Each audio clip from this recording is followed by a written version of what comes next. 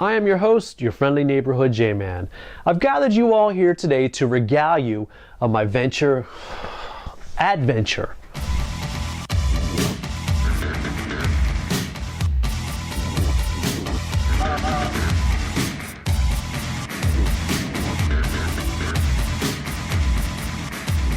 Welcome to another episode of your friendly neighborhood J-Man's almost internet famous internet show. I am your host, your friendly neighborhood J-Man. I've gathered you all here today to regale you with my adventure to NYCC. Yep, that's right.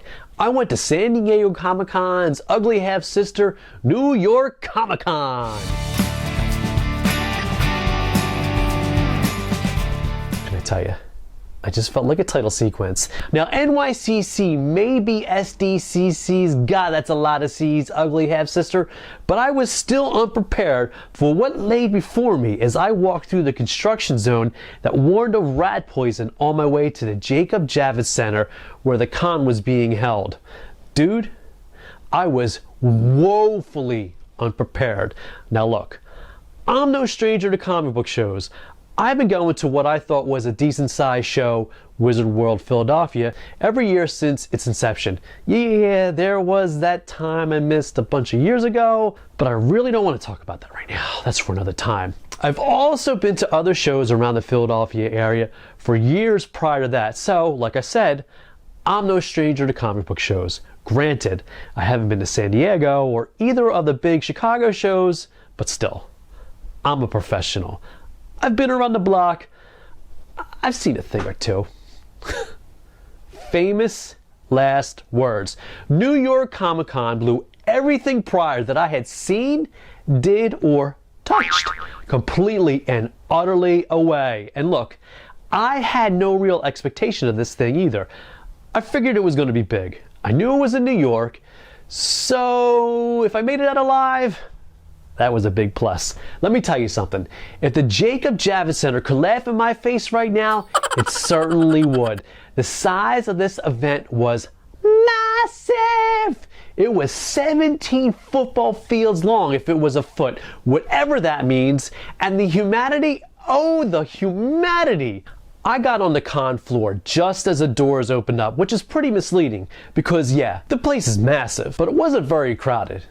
At least for the first 20 minutes of the show, because not long after that, the place filled up. And by filled up, I really mean packed like sardines. One of the things the con stresses is the use of deodorant. Funny, right? Common sense? I used to think, how can you go to this thing and not wear deodorant? What kind of savage are you? Well, believe you me, I understand now. You just can't apply this shit once in the morning and be done. You need some reapplications. And I mean multiple reapplications.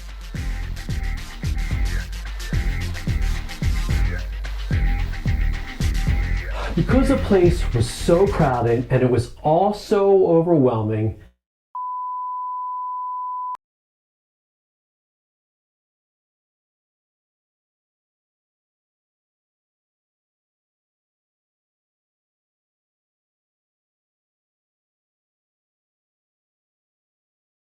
I really didn't get a chance to pick up too much. I got a couple shirts and a couple prints. I know what you're thinking. You're thinking, what about exclusives? You love exclusives. And you didn't pick any up? Rocket Raccoon, Funko's Stan Lee, or what about Funko's Batman with Batmobile? And I'm gonna have to answer your questions with a no, a no, and a no. No exclusives. No Rocket, no Stan Lee, no Batman, nothing. They were sold out. And that's why, my friends, people were lined up at the booths when the con first opened. People were lining up just to buy the exclusives. Such a newbie mistake. But I did get to see some of my favorite artists. Greg Capullo, Frank Cho, Adam Hughes, John Romita Jr. and Sr., and Ron Garney, who's currently drawing Thor, which was cool and all. But the thing is, what are you going to say to these guys that they haven't heard 50 million times before and not sound like a complete tool in the meantime? Case in point, I went up to Ron Garney, who's just sitting there drawing, minding his own business. I watched him do his craft for a bit, and I finally spoke up. I said to him, "You must hear this all the time, but I really love your work." And he just kept working. He was so consumed with what he was doing.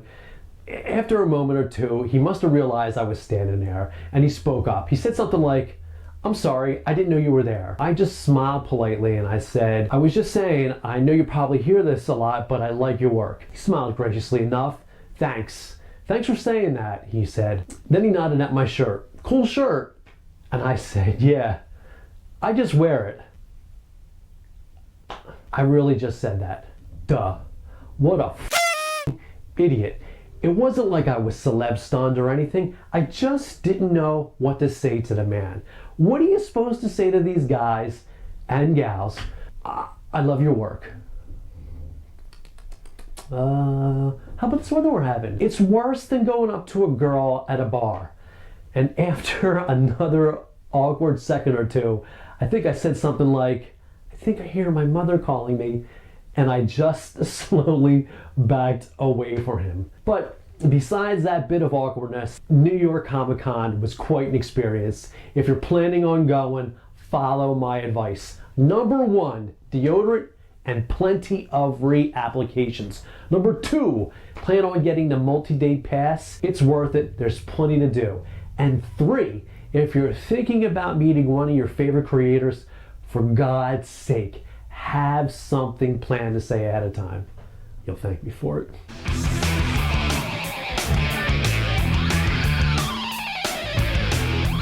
I want to thank Ron Garney, who I have the utmost respect for unwittingly allowing me to relate my story without any fear of cease and desist recriminations. As always, I'd like to thank myself for putting all this together. Check out my website, yfnjman.com. That's yfnjman.com for more fun and excitement. Sometimes there's watermelon pie even. No, there isn't. I'm on all the social medias. I'm on the Twitter. I'm on the Facebook. And I'm on the Google+. All you gotta do is search. Until next time.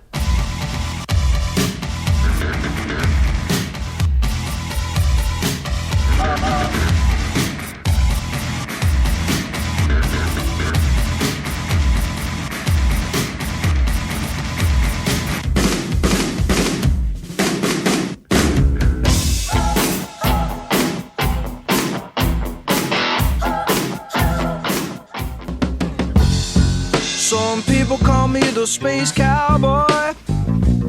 Yeah.